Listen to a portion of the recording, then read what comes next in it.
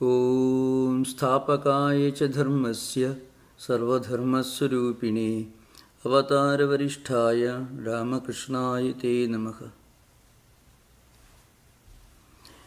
So we are continuing our discussion of the philosophy of Ramanuja. Now, I think in about 43 lectures, I gave a brief exposition of Shankaracharya's Advaita philosophy, which is the first, historically speaking, of the 7 important Vedantic schools, theistic Vedantic schools. That is Advaita, Vishishtadvaita, Dvaita, the Achintya Bheda, and there are, of course, different schools of Vedanta systems, mostly based on the commentaries on Prasthanatraya. Now coming back to Ramanuja's system.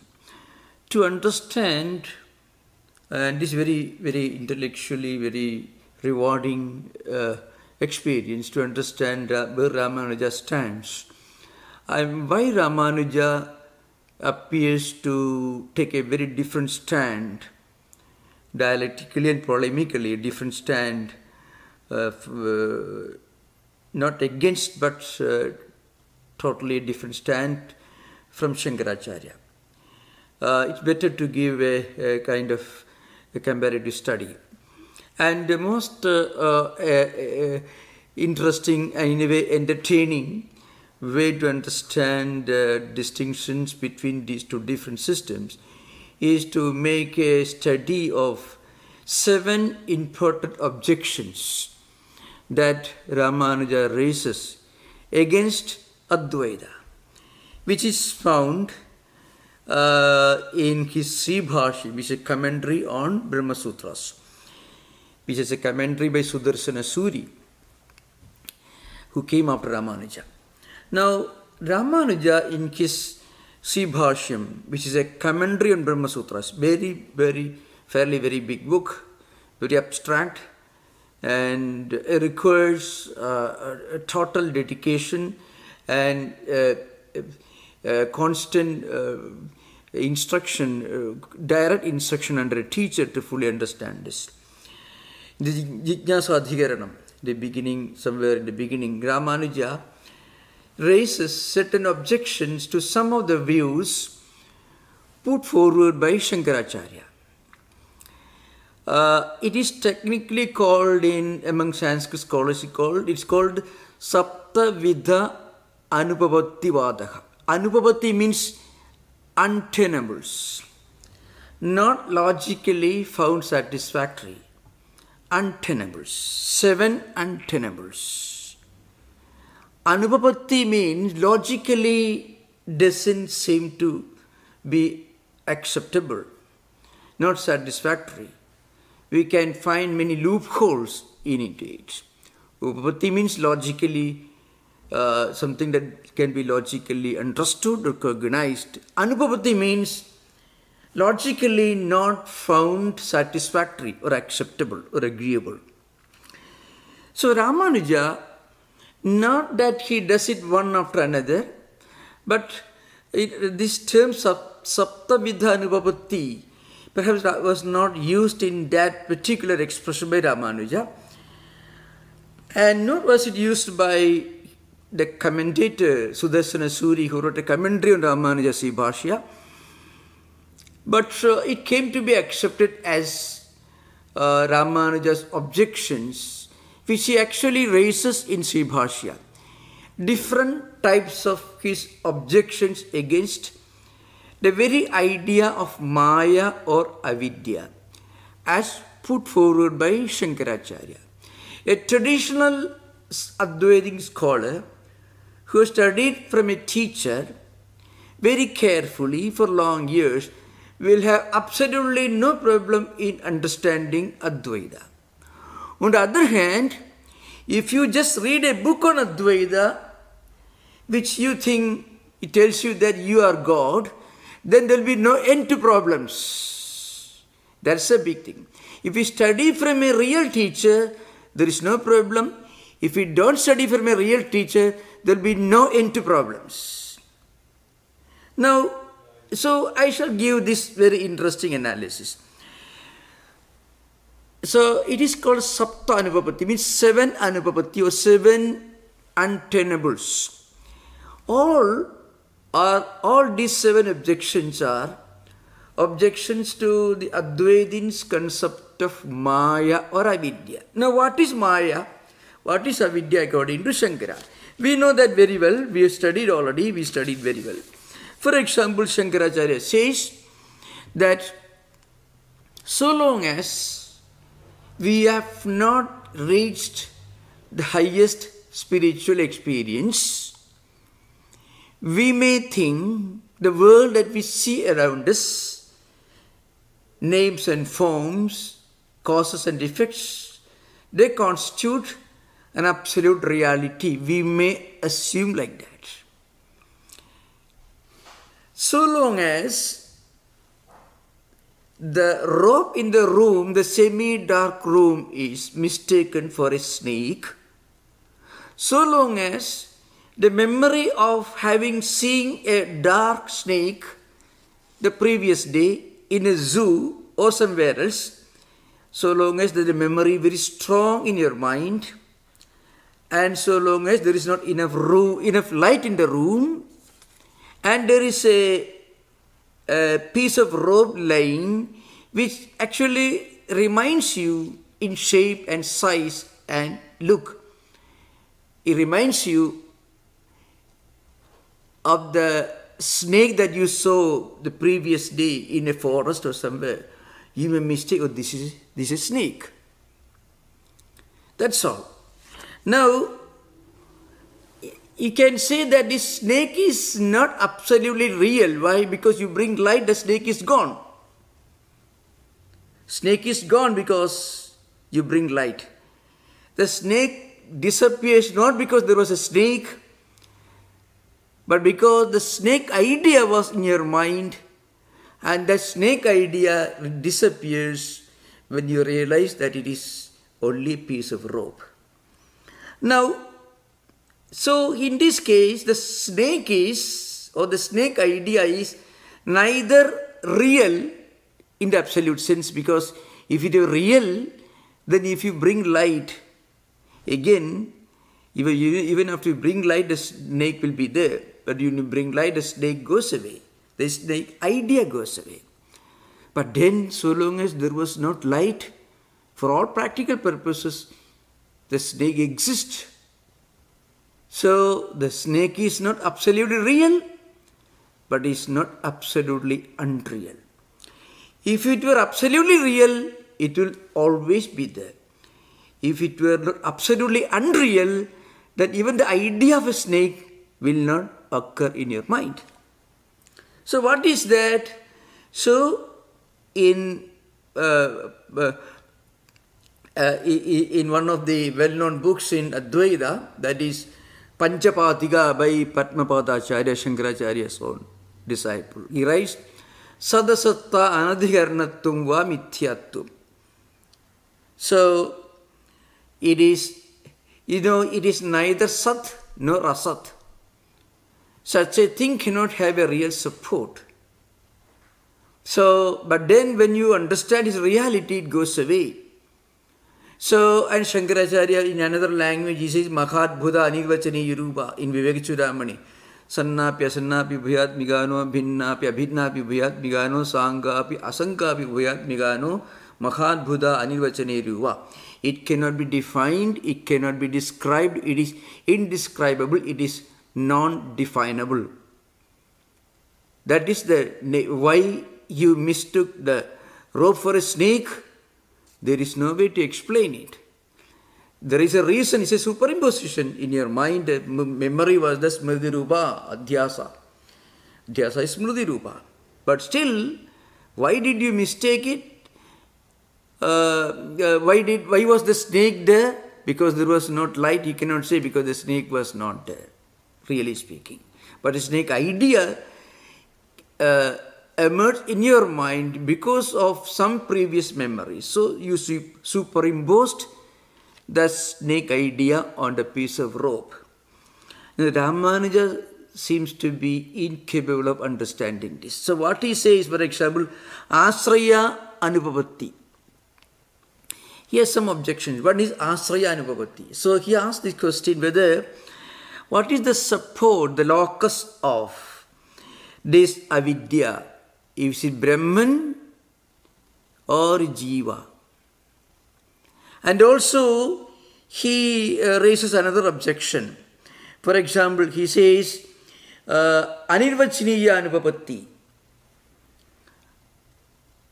You cannot say that there is something which is neither real nor unreal. It should be either real or it should be unreal. Ramanuja doesn't seem to understand there are many things in the world that we may absolutely believe to be real, only to realize their unreality when we evolve into a higher level of wisdom and understanding. So what you believe to be real in the past cannot be rejected. But they were real for the time being. When you grow up, when you transcend that level of awareness, then what happens is that wrong notion goes away. So Ramanuja's first objection, technically speaking, chronologically, is Asraya Anupapatti. The objection with regard to the exact support, locus or asraya of avidya or maya. So he says, for example, Brahman is Satchidananda, existence, knowledge, absolute, the transcendental reality. How can that Brahman be a support of something which is not actually real? Brahman is the supreme reality. How can that supreme reality, the locus or the support or asraya of something which is not real?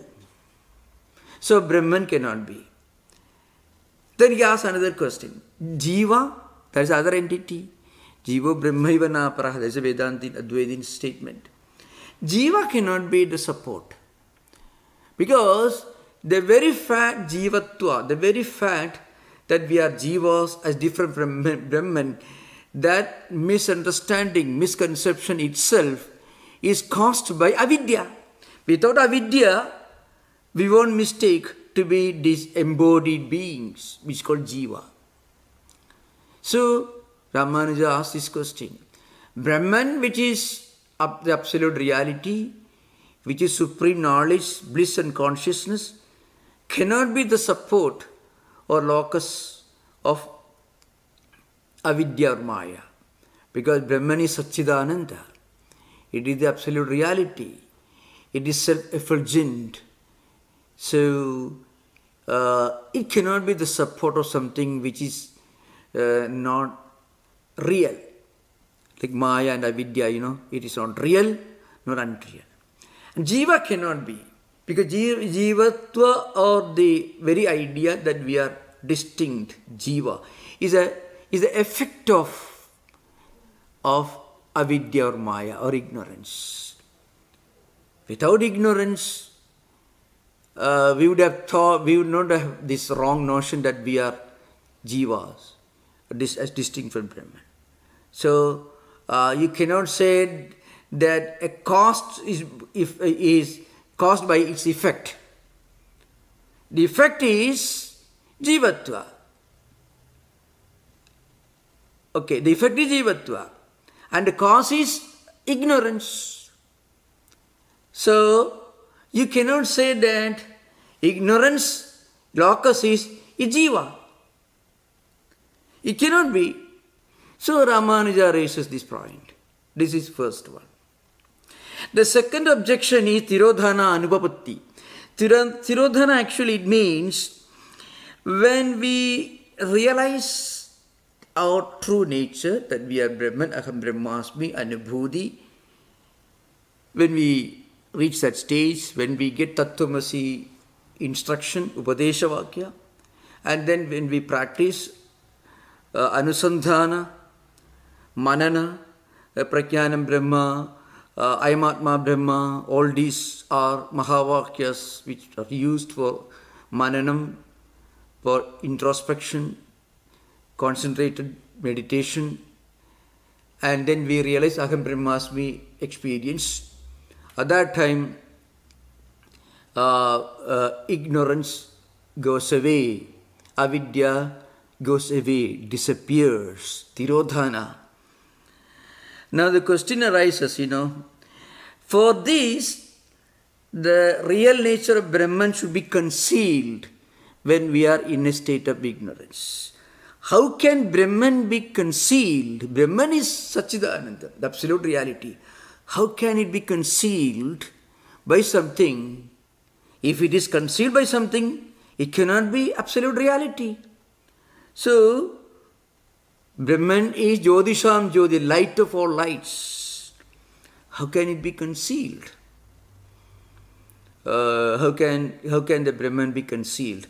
Of course, to give a clue at this point, later I will come to this again, Advaitins do not say that Brahman is concealed. See, when you look at the sky, when there is a cloud, and beyond the cloud there is sun, you don't say the sun is completely covered or it disappears because of cloud. Because our vision is blocked by the clouds, we are not able to see that sun which is already there. So the problem is our vision is blocked. The formation of clouds doesn't affect the state of sun or sunlight. For some time, we are not in a position to see the sun which is actually there. That's Advaitin's view. Because there is not enough light, you are not able to see the robe that is there.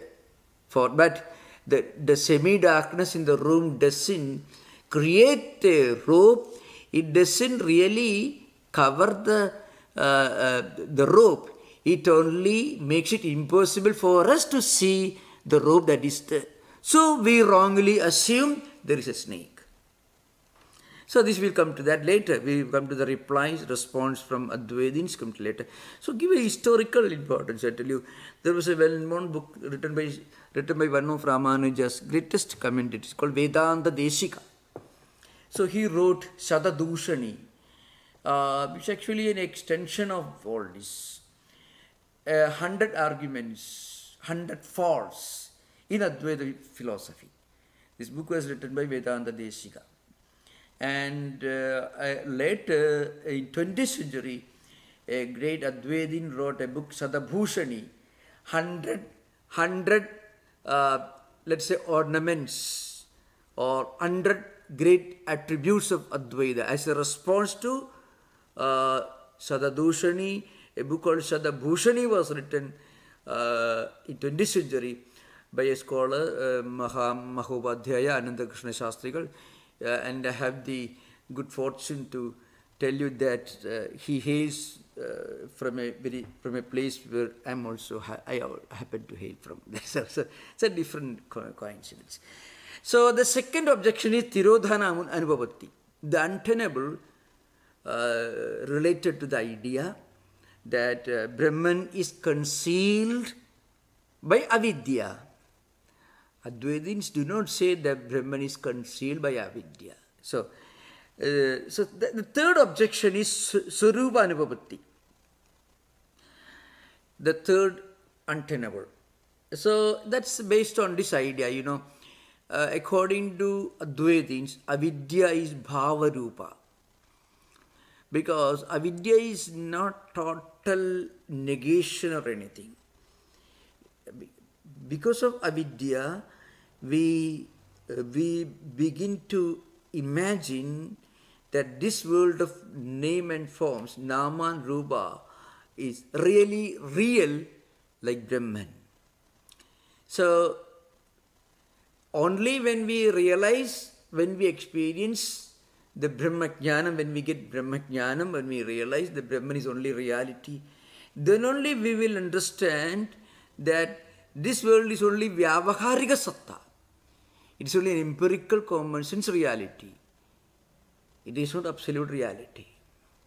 I had to remember that Ramanuja doesn't seem to understand even, leave alone accepting the idea that there is a gradation of reality, like Paramarthika, the absolute reality, which is only Brahman, which is eternal, it is changeless, it is unborn, it is deathless, it is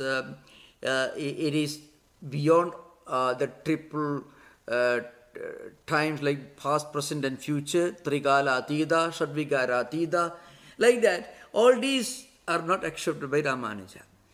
And that Brahman is only reality, because it never comes into existence, because it always exists. It never disappears, because it always exists. So, Ajo Nitya Shasudoyam Purano na Hanyade Hanyamani Sariri in the Gita you find. And then below that there is the empirical reality, Vyavaharika Satta. And then below that the Pradibhasika Satta. For example, the snake idea is a Pradibhasika Satta. Then also the lowest level, there is something which by its very nature is inconceivable even intellectually. For example, Vandhyaputra, the son of a barren woman, or let us the horns of a hare. All these are even unimaginable, mutually contradictory. It's contradiction.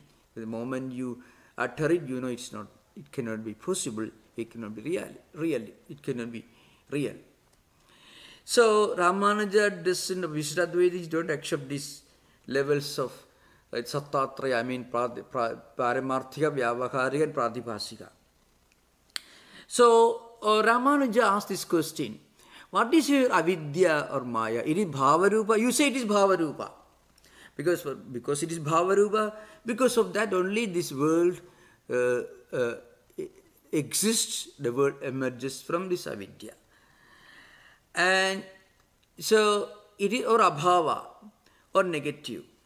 Now the point is, if it is negative, then it cannot cause this world illusion. Okay? If it is positive, then the world which is created by Maya cannot disappear.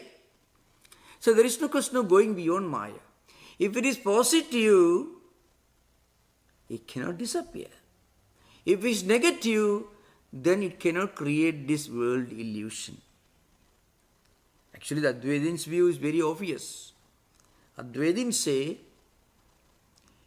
this world, as distinct from Brahman, Nama Rupa as such, is not absolute reality, but it is not absolute unreality either. It's, for example, a pot made of clay and a clay itself. The clay pot doesn't have an existence independent of clay. But at the same time, you don't use a heap of clay to drink water or to store water. You need a jar made of clay. It's a different form, different shape, different name, nama, rupa. So you need a pot to store water. But then that pot is not independent of clay. So in that respect, the clay pot is actually, the name and form is real but only in the relative sense, not absolute sense. You break it, goes back to clay. So again, all these Advaitins are very, very clear in this respect, but I'm just giving, I will come to reply later. And the fourth objection is Anirvachaniya Anupavatti. That's again, I already explained this. In Panchapadika, Padmapada defines Mithyatvam, it's linked to Avidya Maya ideal. That is, Sadasatta Anadhikarnatvam va Mithyatvam. So, something which is neither Sat nor Asat cannot have an Adhikarana. So, it cannot be absolute real, not absolutely unreal. So, it cannot be defined as absolutely real or absolutely unreal. But Ramanuja says, either it should be real or should be unreal. You cannot have something in between. The idea of relative reality seems to make no sense for Ramanuja. So, according to Advaitins, Maya is or Avidya is Sadasat Vilakshana. It is not absolute reality, because absolute reality will never disappear.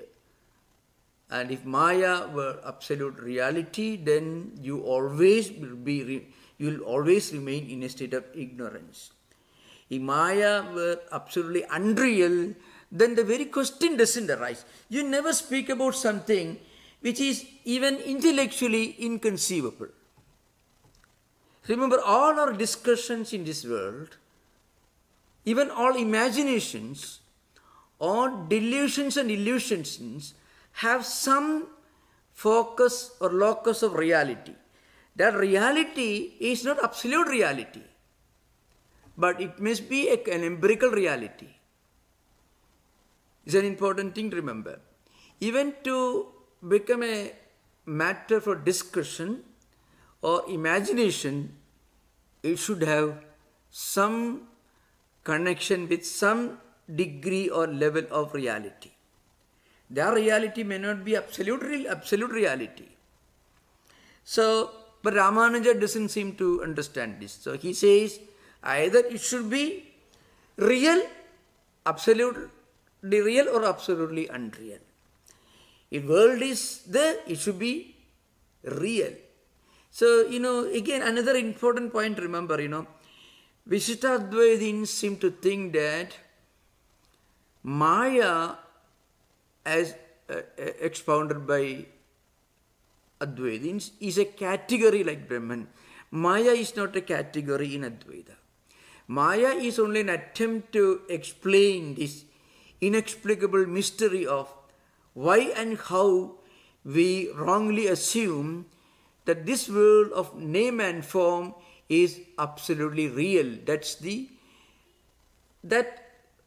How and why and how we imagine that a pot made of clay is different and distinct from a jar made of the same clay.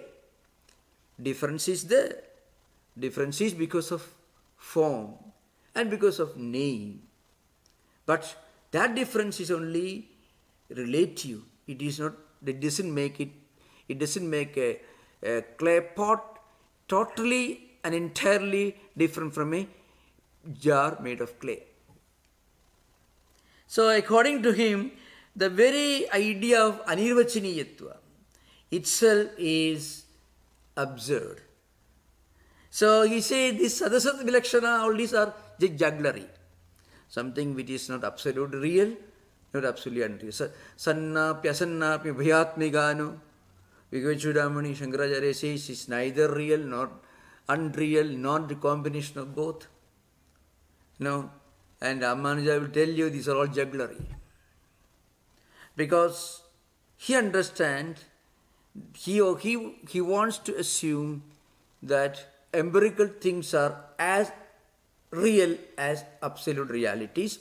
Of course, in Ramanuja's system, Jagat and Jiva, all the different objects in this Jagat and all Jivas are parts of different elements constituting Saguna Brahman, Narayana, Vasudeva. And that Narayana God is an Antaryami, is an indweller in all living beings. The fifth Anubhavati Vada is Pramana Anubhavati. Pramana is actually means a means of valid cognition. So, is avidya cognized? Of course, avidya cannot be, Veda Shankaracharya says, avidya cannot be cognized. You cannot have any pramana. Of course, from scriptures we can understand, but avidya as such is not something that you can make out. Only through linga and hedu you can make out. So according to Ramanuja, he says, if it is something which is neither real nor unreal nor combination of both, how can such a thing be perceived by using any of the pramanas? Pratyaksha, anumana, umana, sabda, arthabhati, anubhalavati. I mean, the pramanas of 6 pramanas accepted by Vedanta. Pratyaksha means direct perception, inference is Anumana, Upamanam is comparison, analogy. Pratyaksha, Anumana, Upamana. Shabda. Shabda means actually verbal testimony. Then presumption, Arthavati, Anuvalabdi, negation. These are 6 pramanas of Vedantins. As mentioned earlier, Vedantins, Advaitins accept 6 pramanas. The Prabhagara school of Mimamsa accepts 5 pramanas, and the Bhatta Mimamsas accept 6 pramanas like Advaitins. And of course, there are many other fringe groups like Pauranikas and Tantrikas who accept an increasing number of pramanas. That we, of course, if you have any doubt, you can ask during interaction. The 6th untenable objection against avidya by Ramanuja is Nivartaka Anupavatti. That's again, actually, in one of the commentaries, of course, this is the most important commentary of Panchapadika. It's called the Panchapadika Vivarana, written by Prakashatmayati, a very prominent landmark work belonging to post-Shankarite tradition of Advaita. One of the most significant landmark work, which was actually, it opened an entirely new stream of thought in post-Shankarite Advaita. It's called Panchapadika Vivarana by Prakashatmayati. So in that book, Prakashatmayati, he defines mithyatvam as, he says, Jnana nivartyatvam va mithyatvam. Something that is avidya. Mithya, avidya, maya, all these are closely linked to each other. So, if somebody runs away when knowledge comes, that person running away should be ignorance. If somebody disappears when sunlight comes, that disappearing entity should be darkness. If somebody disappears when light comes, it should be darkness, that is running away or disappears. Like that, when jnanam comes, when a person realizes his total identity and oneness with the all-pervading transcendental absolute reality Brahman, at that time, jnana nivartyatvam, jnana eliminates, removes avidya. So what is avidya? Avidya is something that is removed by vidya. Ignorance is something that is removed by knowledge. But here again you should remember, Ramanuja finds a lot of problems here. Ramanuja doesn't seem to keep in mind idea that according to Advaitins, the highest knowledge is not empirical knowledge, not knowledge as we understand in the normal sense of the term. It is the innate, internal, spiritual, what we call in modern English, mystical experience, which is inexplicable, indescribable. But Sri Ramakrishna himself, Sri Ramakrishna says, if you drink milk, or if you drink sweet milk, the sweetness of sugar, you cannot explain really.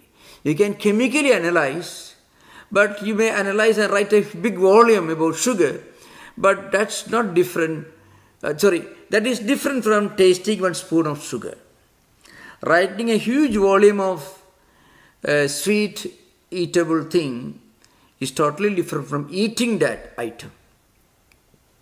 So, Advaita is realized, it reaches when you reach the experience of this oneness of reality. That experience is, it is aparoksha jnanam. It is immediate, inner, one's own inner mystical experience, which again cannot be explained or described or defined. But so here Ramanuja's objection comes. There is no such knowledge in Advaita. Because Advaita didn't say Anubhavika Vidya. Atma Vidya is, I can be attained only through experience. So, this avidya is not going to disappear. Because you say avidya or ignorance can only be removed by knowledge. But there is no such knowledge in Advaita. So again, Ramanuja's understanding of Advaitic knowledge is actually a kind of objectification of something. Objectification means we come to know something using one of the five senses of perception and mind. So that knowledge is not enough to experience the truth of Brahman according to Advaitins. So that aspect is totally missing in this objection. And then last is, so that means Ramanuja says, nobody is going to remove avidya. Avidya is going to remain all the time. So no liberation, no moksha. But avidya is a perpetual reality. So because it cannot be, it is not nivartaka anubhavati. The very fact that the supreme knowledge can remove ignorance or avidya itself is untenable, he says. The seventh one is nivartya anubhavati. Jnana nivartyatvam va mithyatvam. That is Panchapadika Vivarana in Prakashatmayati. So Ramanuja says avidya is never removed. Why? Because according to Advaitins, avidya is positive. Positive bhava rupa. What is bhava rupa? Because it is there. From that avidya, or because of that avidya, this world idea emerges. From a total zero, you cannot argue that the world can come into existence. So it should be a bhava rupa. Of course, that is the standard Advaitin view. It's bhava rupa. So if it is bhava rupa, then it means positive. Positive means absolute reality.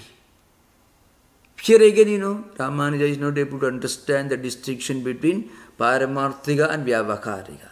The absolute, the transcendental reality and the empirical reality. So avidya is only the cause of this empirical reality, experienced as if it is distinct and different from the absolute reality. Just like a child imagining that a pot made of clay is totally different from a jar made of clay. But a pot maker won't agree with that. So these are very interesting ideas, but anyway, intellectually it is very rewarding to remain to this idea. The one important point is, you have to remember, according to Advaitins, avidya is not an entity, it is not a category, it is only superimposition. Why the superimposition comes? The reasons, of course, should be avidya. But then, where does it come from?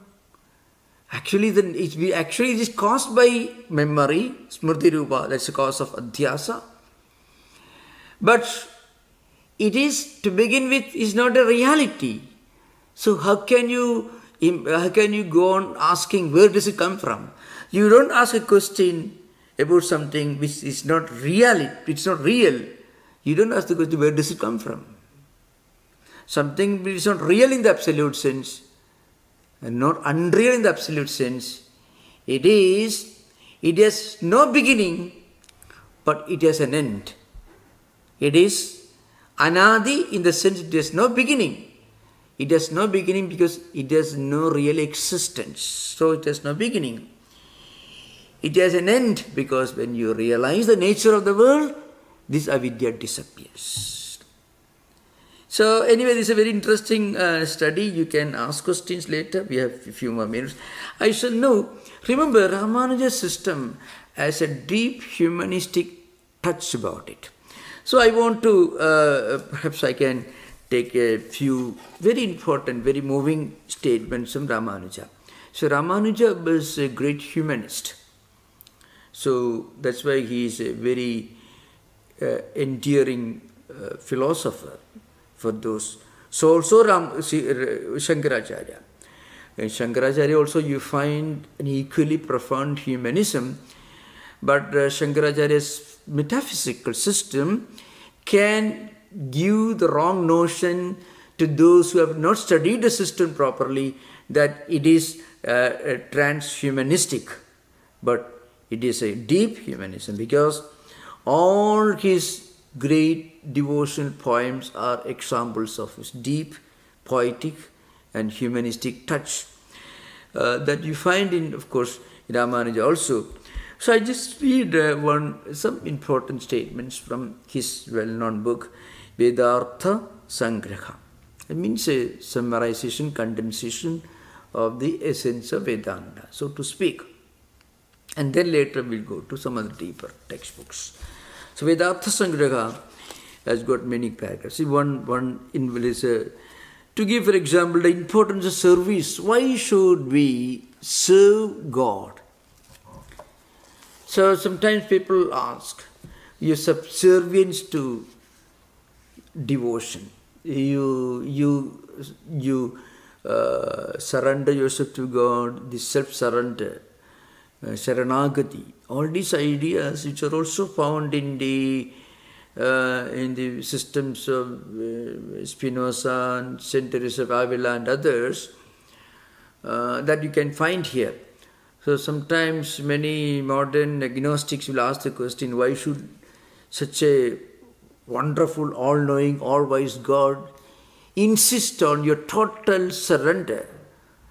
You should become a parasite or a slave to God. This question will arise. So Ramanuja has got some very interesting observations in this context. For example, he says, in anticipating such objections, he makes a statement in the Vedanta Sangraha. Nanucha atyanta seshada eva atmanaha anavadhigadishayam sukham ityuktam bhavadi tadedas sarvaloka viruddham tathahi sarvesham eva chetananam swadantrim eva ishtadamam drishyate. Normally there is a belief among people that absolute subordination is something not acceptable. But in Vishishtadvaita system, it says, Atmanaha anavadhigadishayam sukham atyandaseshada eva. So, absolute subordination, total subservience to the Lord's will, God's will, is the highest. Anavadhigadishayam sukham means the highest source of bliss and joy. So total self-surrender is the highest experience of inner spiritual joy. The grandest example in Christian tradition you can find in the autobiographical writings of Saint Teresa of Avila. She was trying to reform the convent, and then you find she had to face a lot of oppositions. But deep within her, she felt this joy of total surrender to the will of Jesus. You also find in the, again I have to quote what I have quoted many times, the way of a pilgrim who studied, who learned the Jesus prayer, which gave him a tremendous, indescribable sense of joy and bliss. The way of a pilgrim. When he went on repeating the Jesus prayer continuously, he went to Russian Orthodox Church and listened to a preacher talking about St. Paul's first epistle. He talks about remaining in a state of constant, perpetual prayerfulness, and he wanted to learn that prayer.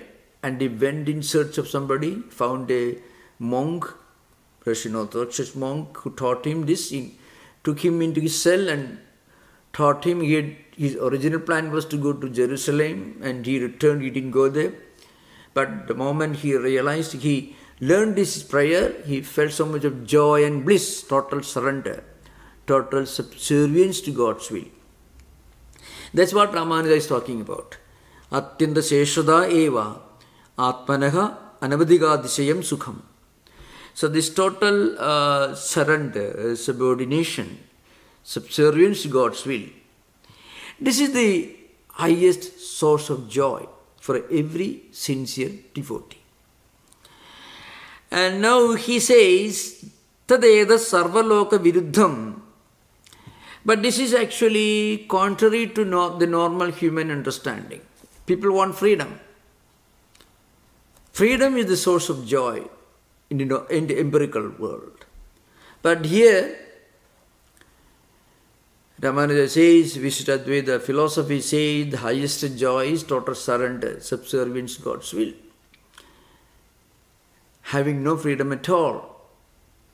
So it's contrary to the normal understanding among people that the highest joy is total freedom. Tatha hi sarvesham eva chedananam swadindriyam eva ishtatamam drishyate. But that's what we find. Normally everyone wants freedom.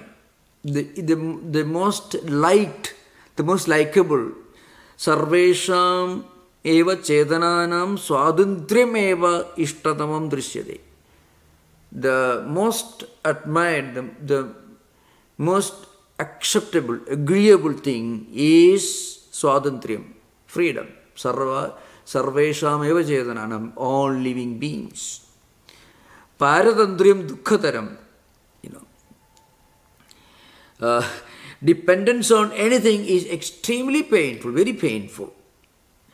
And then Ramanuja is here raising certain objections from others. This is not his philosophy. Ramanuja wants to point out the importance of total surrender to God's will. So in order to make the background for emphasizing the importance of total surrender, Sharanagati or Papatti, total self-surrender, in order to emphasize that point, to expound that point, he's creating a background. So creating a background by saying there are some people who tell you that freedom is the most wonderful thing. Dependence is very painful, so everyone should try to be free. So why should you surrender to God? Why Sharanagati? Why total surrender to God?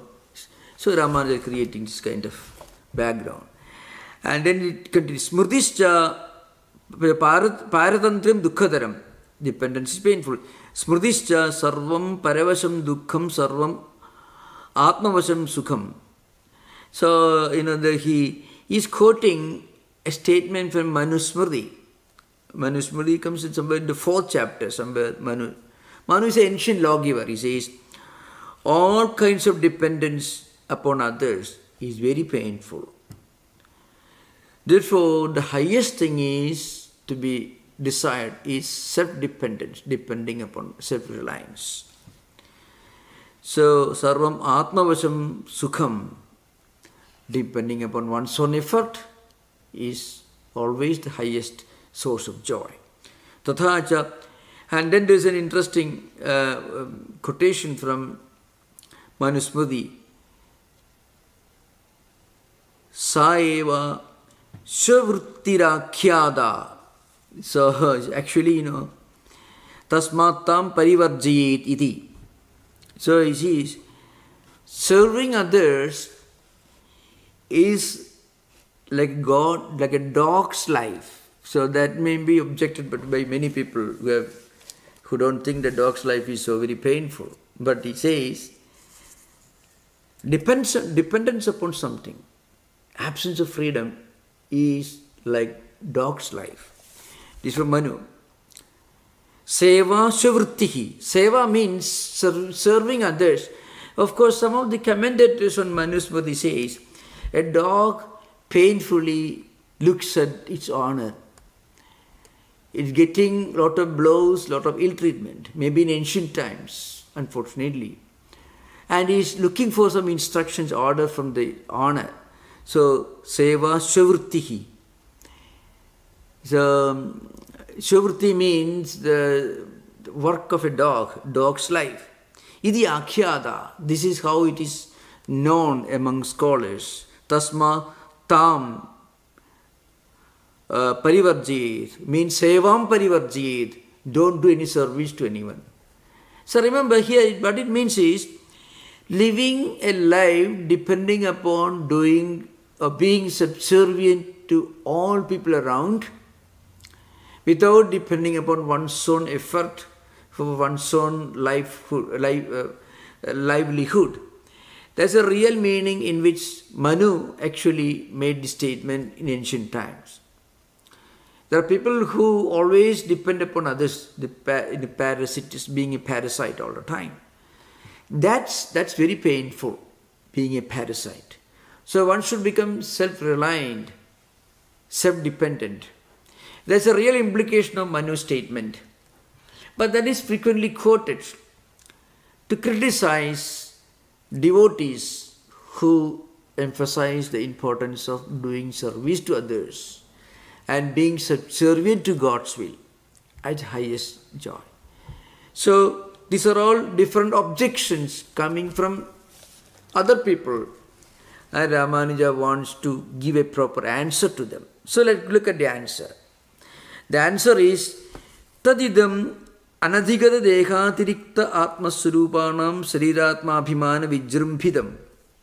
Actually, this is the classical attitude of those who don't understand that there is a self, Atman, a soul, that is distinct and different from body.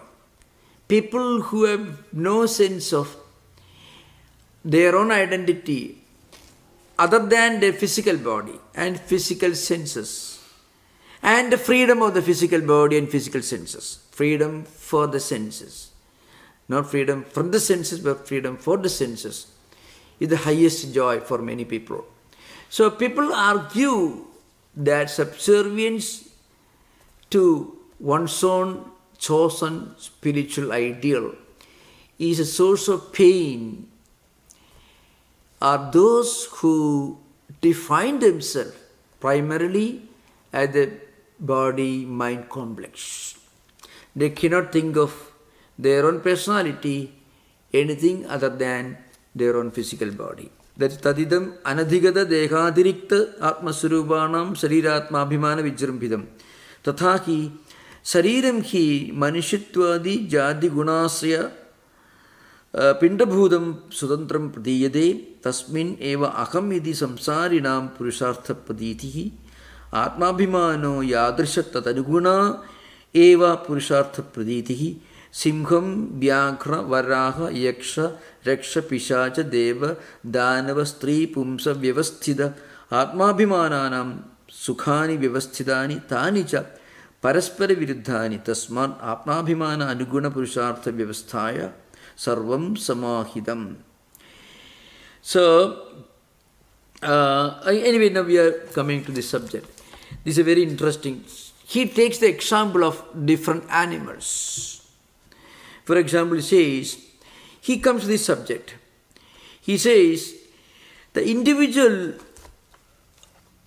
self, people who look upon themselves as just human bodies, are not different from those who, or are not different from lions, tigers, bears, men, and for different celestial beings of not the angelic type but the demonic type of celestial beings, transcendental beings like Yaksha, Rakshasa, Pishacha, etc. and so on.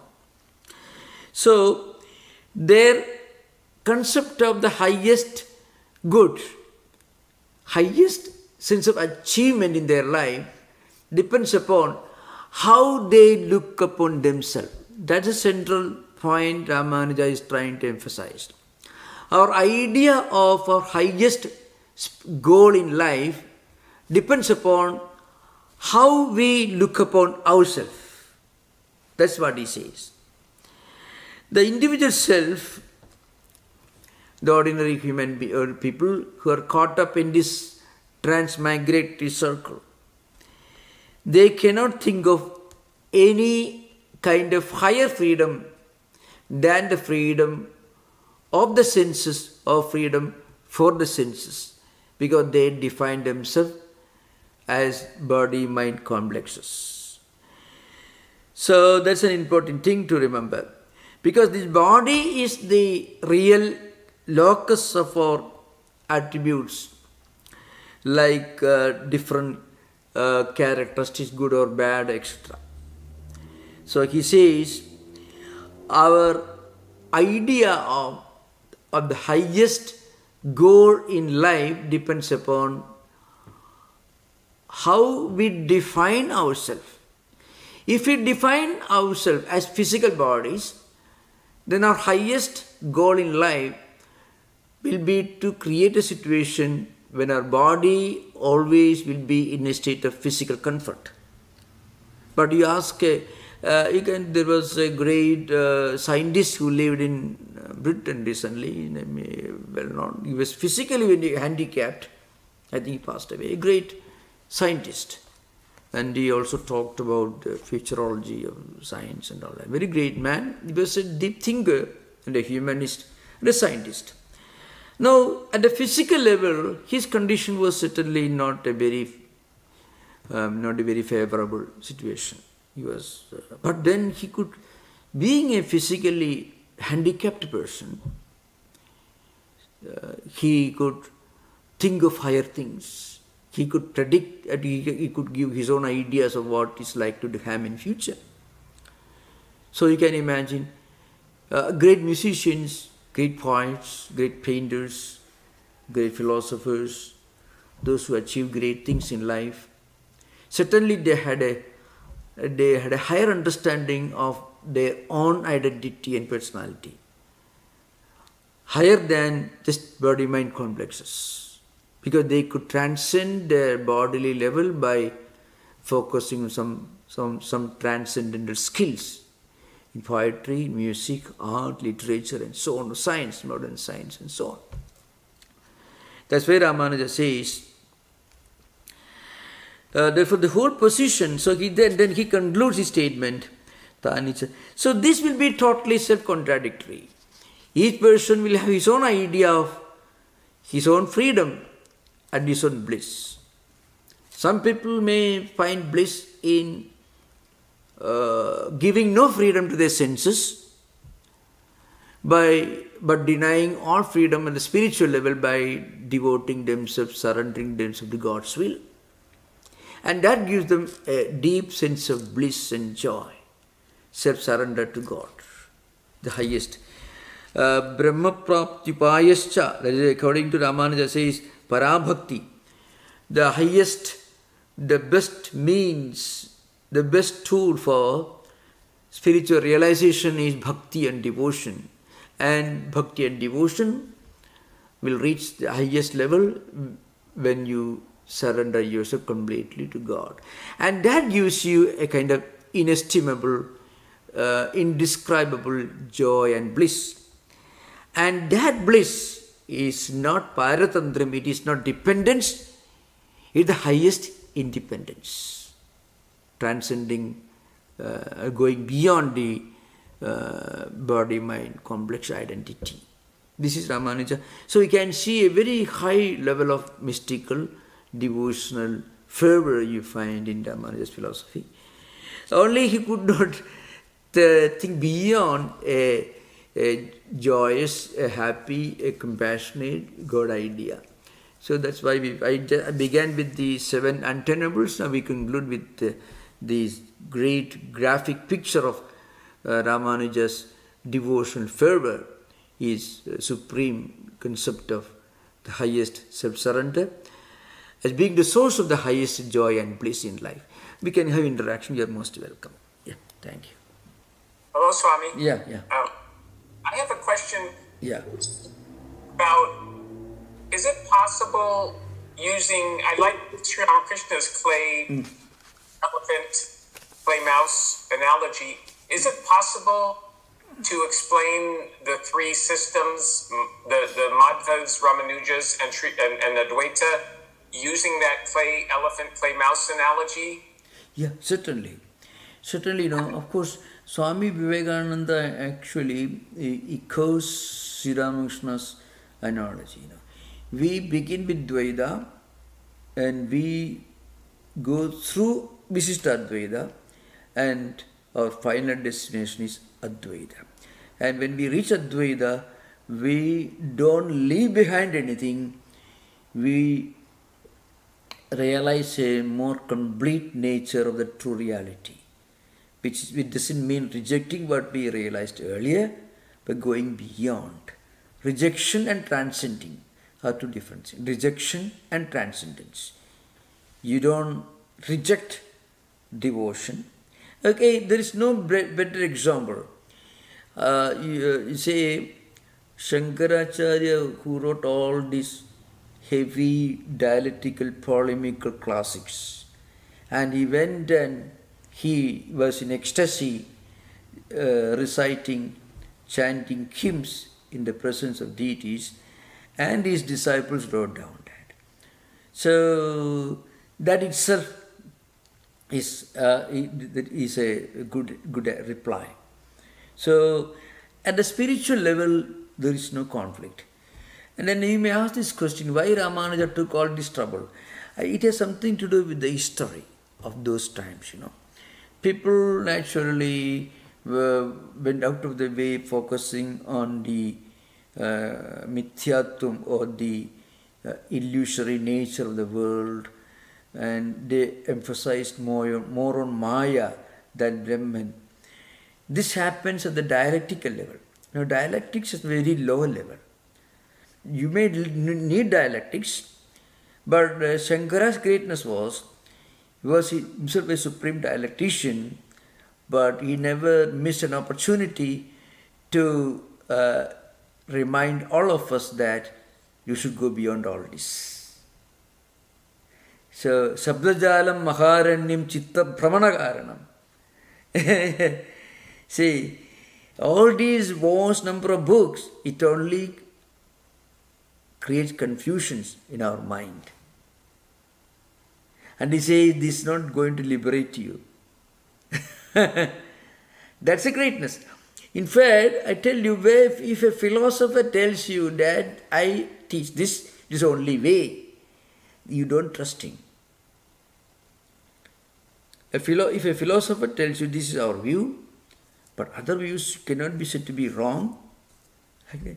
So you find at spiritual level, there is no room for any kind of conflict. At a philosophical level, you find total identity is almost impossible. At a philosophical level, dialectical level, people, philosophers, thinkers form different groups. And then there again there's something very interesting. The Ananda Krishna Shastri who wrote Sadabhushani, answer to Sadadushani of Vedanta Desiga, he was a great devotee. There is not one among these Advaitins, dialecticians, who was a lesser devotee than Ramanuja. They were as devoted as Ramanuja.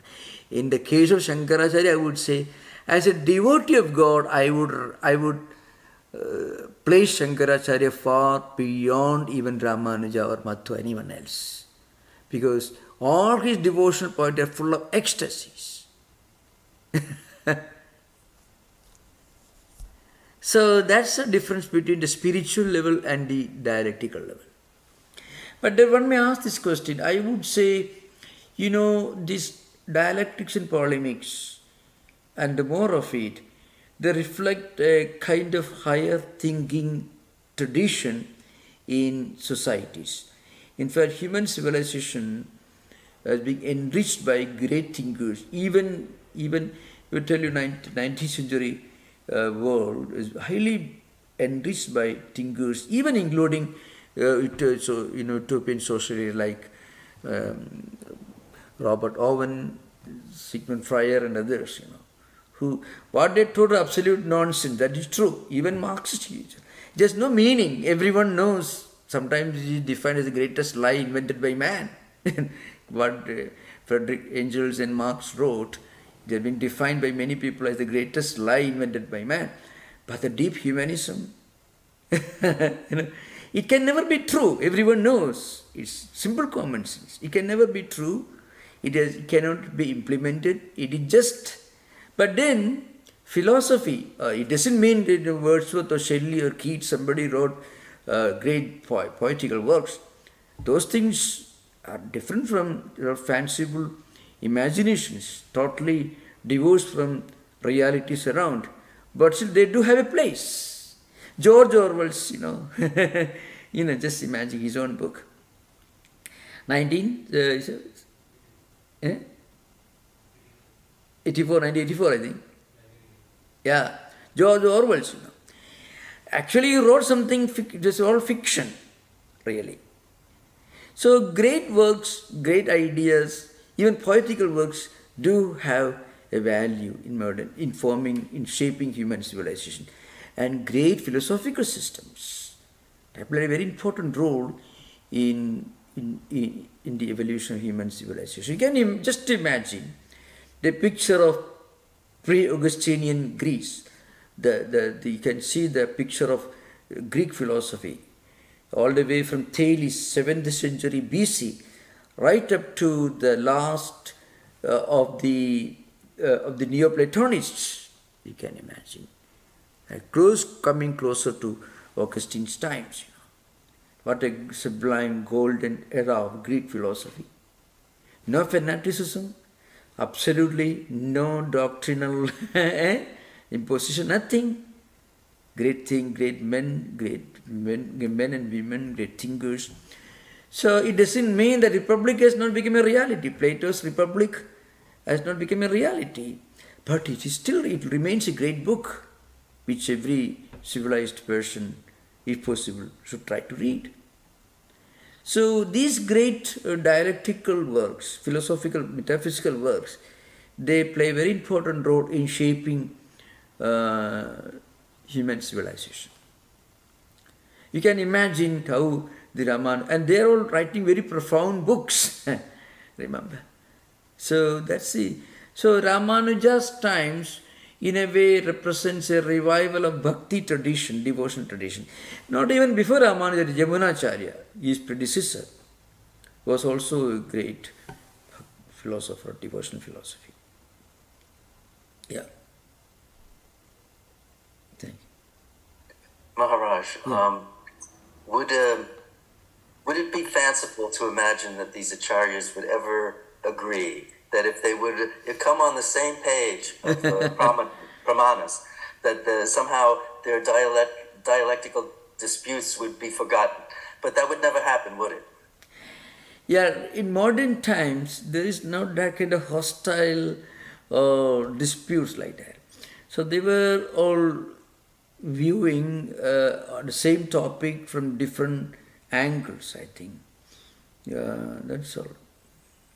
As I mentioned, the reply to Shatadushani, 12th, 13th century, Vedanta Deshika, the reply came in 20th century from Mahabodhayananda Krishna Shastri, who later went to Calcutta as the professor.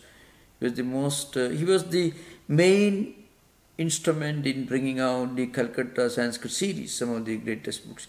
I think it was Dr. Adhakshan who brought him to Calcutta University.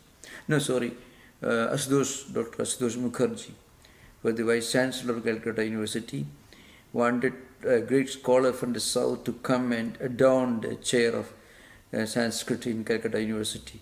So this great outstanding scholar, Mahabodhayananda Krishna Shastri, was brought to Calcutta and became the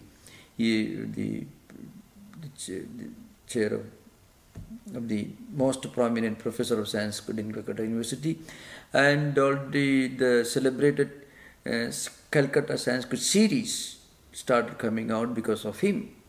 So also he played a very important role in bringing out many highly celebrated standard books. Maharaj, there is a question from YouTube. Yeah. Sam Yogi poses the question: in which text of Shankaracharya's are the 5 types of proof, like Anupalabdhi, mentioned or explained? Oh, see, Shankaracharya doesn't. These were all standard tools of epistemology. These tools of knowledge called pramanas, pramana shastram, it is being used by every single philosophical system, including Charvakas or Indian materialists who believed only in pratyaksha pramana, direct perception. So whatever you perceive with the mind and senses alone is real. That's the most cutthroat empirical philosophy of Charvakas. So even those who came long before Shankaracharya, Sankhyas and Bauddhas, the Buddhist philosophers, they also took up these pramanas. They believed only two pramanas. So there is one important sloga in the Manamayodaya, a well-known book on Bhattamimamsa, written by Narayana Bhattatiri, the author of Narayaniyam. There he gives a verse, he composed a verse which gives a list of the epistemological tools accepted by Bauddhas, Charvakas, and then Sankhyas, and then different schools of Nyayas, etc. So, Charvakas, Tavadegam, Bauddha movement, like the Charvakas accepted one pramana, Pratyaksha pramana, and Bauddha, Pratyaksha and Anumana, and then Sankhyas, 3 pramanas, Nayayikas 4 pramanas, and Prabhagara Mimamsa, ritualists 5 pramanas, and Vedantins 6 pramanas. Bhattas also 6 pramanas, and Vedantins. Like that, there are Puranikas, those who believed in mythology, they believed in 8 pramanas. Like, for example, Sambhava and Aitihya, some event or some hearsay. And, so you can find then Cheshta and Parisheshya, external gestures and what is left out, Parisheshya, Parishishta. So, followed by some tantrics. So, but these are different forms of inference. Inference itself was extended and stretched out to all levels, and they formed a number of other things based on inference. So basically, you can find the Indian epistemology goes far back long before Shankaracharya. Okay, this is a very Bhattas and Prabhagaras and Sankhyas and Charvakas and Bauddhas, they were long before Shankaracharya. Okay, so thank you. If you study from any traditional teacher, it's a given. Pramanas are not taught separately. It's part of the system, just like when you learn alphabet, Okay, like that. Maharaj, the application of those pramanas is also probably pretty complicated. Yeah, that's true. That's true, So you find many of the dialectical discussions between Purvapakshi and Siddhanta in Shankaracharya's books and also in the Kumarila's Tantravartika and Slokavartika. These are well-known huge works on Purvamimamsa. So they raise objections from other groups of philosophers, and they give reply, and they analyze thread by their own applications different pramana. This is not applicable here, it is applicable here, like that, So that's a very interesting. So people may ask this question. Even I find some comments after this class, oh, these are all great things not needed. So another friend wrote a reply to these people who comments, but we very much enjoy these deep philosophical classes. You may not like it, you can go for something much more entertaining, but this is meant for serious students of Indian philosophy or world philosophy. So I would say even human civilization, human culture, our basic values of refinement will be benefited if we have more philosophical discussions, more philosophical studies in the universities, schools and colleges, because human mind will get a tool to refine itself, and that refinement will make us better human beings. It may not help us to earn a few more extra dollars, but certainly it can contribute towards enriching our refinement, our culture and civilization. That's all. Okay. So thank you for this very, very wonderful questions. We'll continue in the next session. Om Shanti Shanti Shanti. Harihi Om Tat Sat. Sri Ramakrishna Arpanamastu. Okay.